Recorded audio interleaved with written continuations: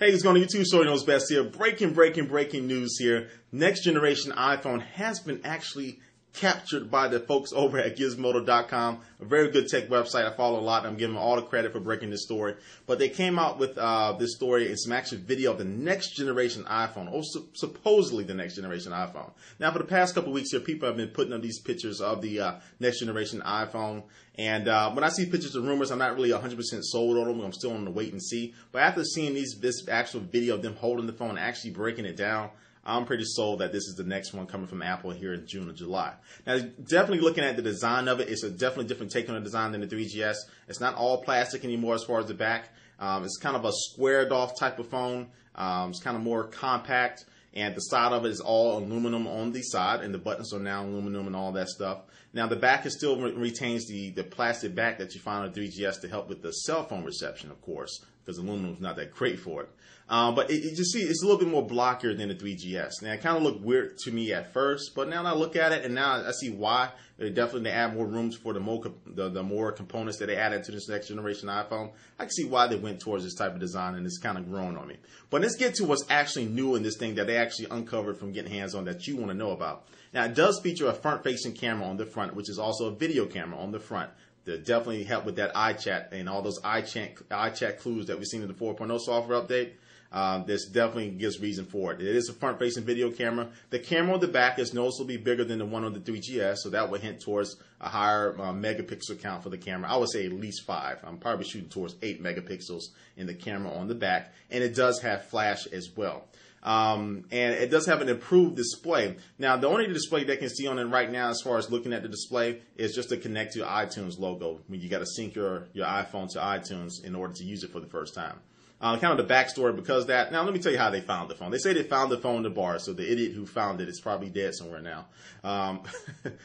He actually left the phone in the bar somewhere. And after Apple got word that it was actually stolen or lost, they remotely wiped and killed the iPhone itself. So this is the only screen that they can see right now just connect to iTunes. But comparing it to how it looks on the 3GS, they do say it does have a higher resolution. Even though now on this phone that they're holding, they say the screen size is actually smaller than the 3GS.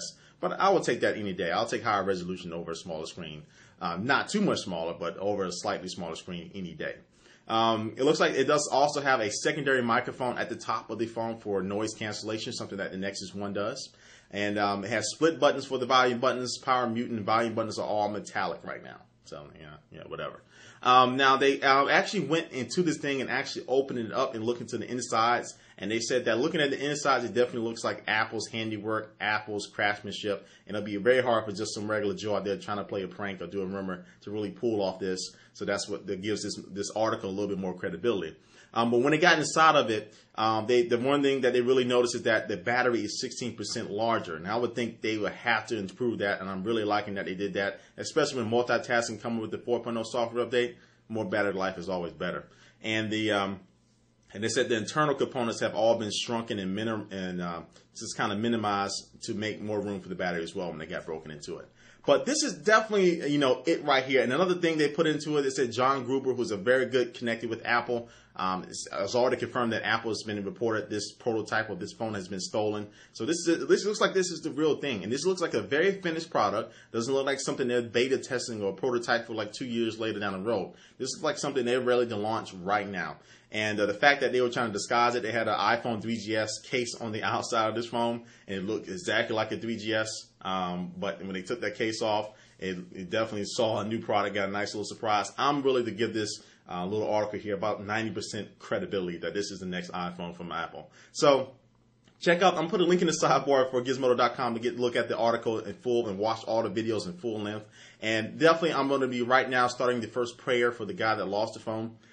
Steve Jobs probably has him locked up right now, surrounded by a bunch of PCs and blue screen of death, or doing something to him in Antarctica somewhere. But definitely keep the prayers for the guy that actually lost his prototype. But anyway, Shorty Knows Best here, keeping you updated first on YouTube. But go check out Gizmodo.com for more information. But thanks for watching, and I'll catch you later.